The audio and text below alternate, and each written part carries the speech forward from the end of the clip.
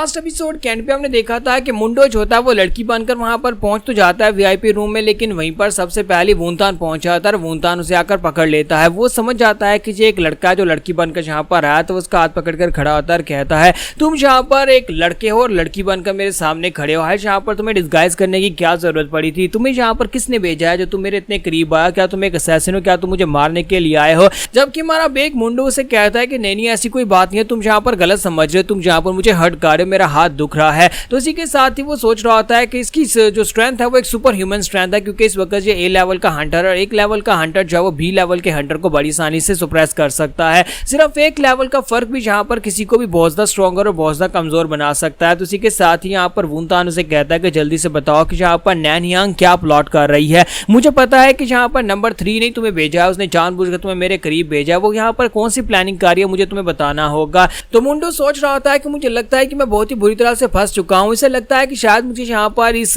House की owner ने भेजा है इसे मारने के लिए या फिर इसके ऊपर नजर रखने के लिए, लेकिन असल में यहाँ पर मैं इसे ये तो नहीं बता सकता कि हम लोग एक तीसरी पार्टी से आए हैं। तो इसी के साथ ही वूनतान उसे कहता है कि तुम्हारे पास से मुझे यहाँ पर एनेस्थेटिक पाउडर की स्मेल आ रही है। क्या तुम यहाँ पर हमारे ड्रिंक के अंदर कुछ मिलाने की कोशिश कर रही थी? तुमने यहाँ पर हमारे सामने इस तरह से आकर क्यों शो करवाया है कि तुम एक लड़की हो? तुम्हारा मुंडो से कहता है कि सर मुझे बिल्कुल भी समझ नहीं आ रही कि आप यहाँ पर किस बारे में बात कर रहे हैं, मैं तो बस यहाँ पर आपके लिए ड्रिंक्स बना रही थी। और साथ ही यहाँ पर उसके बारे में बताया जाता है कि यहाँ पर उसके जो एट्रीब्यूट्स हैं वो एक बीस्ट टाइप के एट्रीब्यूट्स हैं। तो मुंडो ने इस बात को नजरअंदाज कर दिया था कि यहाँ पर वूनतान जो है वो एक एट्रीब्यूट, उसके पास ऐसा एट्रीब्यूट है जो कि बीस्ट टाइप का होता है। बीस्ट टाइप के एट्रीब्यूट्स ऐसे होते हैं जिसमें वो स्मेल कर सकते हैं, उनके सेंसेस बहुत ज्यादा शार्प होते हैं। तो जब हम लोग यहाँ पर एक हंटर की पावर्स को अवेकन करते हैं तो उसमें 4 यानी 8 टाइप की पावर्स होती है, जिसमें fire, ice, steel, beast, poison, earth, wind और लाइटनिंग होती है। इन सभी के साथ यहाँ पर एक हंटर जो अपनी पावर्स को अवेकन करता है, और जिनमें से बीस्ट टाइप की जो पावर्स होती है वो ज्यादा खतरनाक है क्योंकि उनकी 5 सेंसेस बहुत ज्यादा शार्प हो जाती है और वो किसी भी चीज को दूर से भी सूंघ सकते हैं।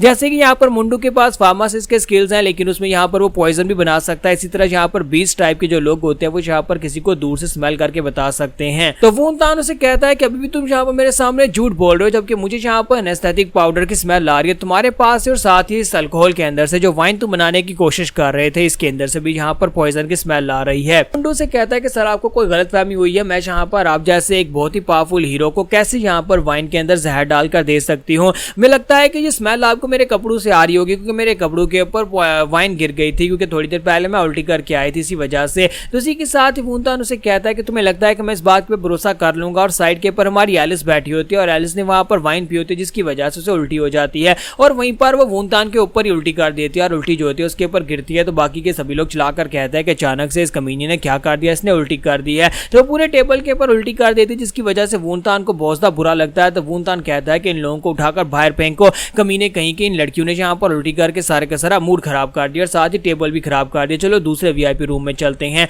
तो इसी के साथ ही हमारा जो मुंडो होता है वो एलिस को अपने साथ लेकर बाहर आ जाता है और कहता है कि देखो तो जरा हम लोग खाली हाथ वहां से वापस आ गए, अब हम लोग जाकर अपने लॉर्ड को क्या बताएंगे कि हम लोग इतनी मुश्किल से लड़की बनकर वहां पर गए और वहां पर से जाकर एक ए रैंक के हंटर के पास से हम लोग उस चाबी को लेकर नहीं आ सके, लेकिन शुक्र है कि हम लोग वहां पर जिंदा बचकर वापस आ सके हैं। तो इसी के साथ ही हमारी एलिस जो होती है अपनी जेब में हाथ डालती है और उसे कहती है कि तुम्हें परेशान होने की जरूरत नहीं है, लगता है कि मैंने यहाँ पर तुम्हारी जान बचा ली है, देखो मुझे क्या मिला है। तो मुंडो से कहता है कि तुम्हें क्या मिला है? तो उसे कहते जब तुम वहां पर ड्रिंक बना रहे थे उस वक्त मैंने यहाँ पर उस ए रैंक के हंटर वूनतान के पास से ये बैग चोरी कर लिया था, और ये बैग मुझे लगता है कि बहुत ज्यादा इंपॉर्टेंट है, उसने अपने कपड़ों के अंदर से छुपा कर रखा हुआ था और मैंने यहाँ पर ये उसकी पॉकेट के अंदर से निकाल लिया है। तो मुंडो भी इस बात से काफी ज्यादा हैरान हो जाता है। मुंडो कहता है कि तुमने ये कैसे कर लिया, ये कैसे पॉसिबल है कि तुमने यहाँ पर एक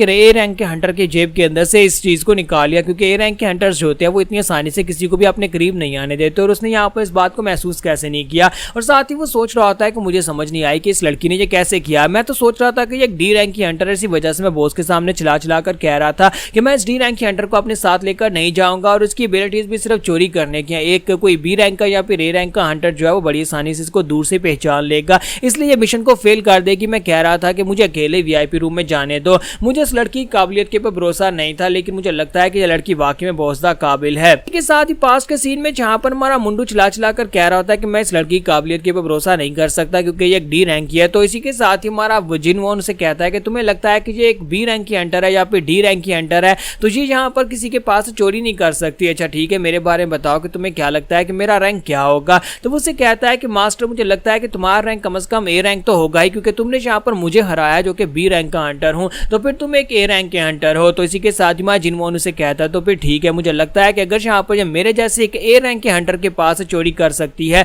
तो फिर इसका मतलब है कि ये लड़की किसी के पास भी चोरी कर सकती है। मुझे इसके स्किल्स के ऊपर पूरा भरोसा है, तुम्हें परेशान होने की जरूरत नहीं है, ये बड़ी आसानी से वहां पर चोरी कर लेगी। तो ये बात सुनने के बाद मुंडू काफी हैरान हो जाता है और कहता है कि मुझे अभी भी यहाँ पर यकीन नहीं आ रहा। लेकिन इसी के साथ ही यहाँ पर सीन प्रेजेंट में आता है जहाँ पर हमारी एलिस जो होती है अपनी जेब से पाउच निकालती है और कहती है कि लो मैंने यहाँ पर इस पाउच को चोरी किया, अब देखते हैं कि इसके अंदर वो चाबी है या नहीं जिसके बारे में उस लड़की ने बताया था। लेकिन जैसे वो यहाँ पर उस पाउच को ओपन करने लगती है, इसी के साथ ही हमारा मुंडू से कहता है कि इसका मतलब है कि तुमने वहां पर नौटंकी की थी, तुमने जानबूझकर वहां पर अल्कोहल उसके ऊपर गिराई थी, क्या तुम्हें पता भी है कितना ज्यादा खतरनाक हो सकता है? वो 20 टाइप का ए रैंक का हंटर बहुत ज्यादा खतरनाक था, उसके ऊपर तुमने वाइन की उल्टी की जिसकी वजह से वो गुस्से में आकर तुम्हें मार भी सकता था। तो वो उसे कहती है कि तुम्हें क्या हो गया, तुम यहाँ पर खुश क्यों नहीं हो? हमने अपने मिशन को पूरा कर लिया, चाबी हमारे हाथ में है और ऊपर से मैंने तुम्हारी जान बचाने के लिए वहां पर सब कुछ किया। तो इसी के साथ ही हमारा मुंडू से कहता है लेकिन मैं तो तुम्हारा दुश्मन हुआ ना, मैंने तुम्हारी बहन को बीमार किए रखा, इतने अरसे तक तुम्हारी बहन को पॉइजन देता रहा और तुम यहाँ पर मेरी जान बचा रही हो।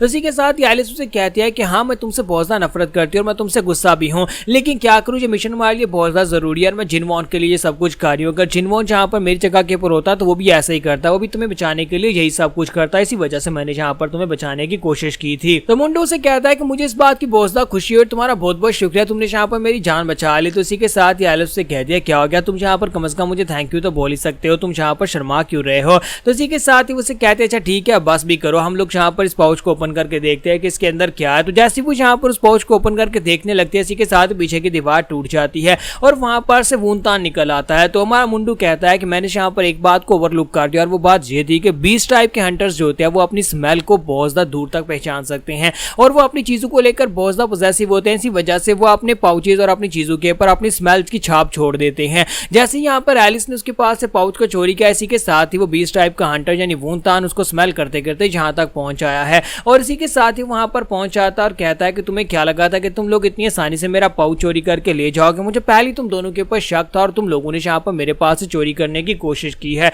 और अब तुम दोनों यहाँ पर मेरे हाथ से मरने वाली हो। तो यहाँ पर हमारी एपिसोड 18 का एंड होगा और नेक्स्ट एपिसोड में देखेंगे क्या वूनतान वाकई में इन दोनों में से किसी एक को मारने वाला है।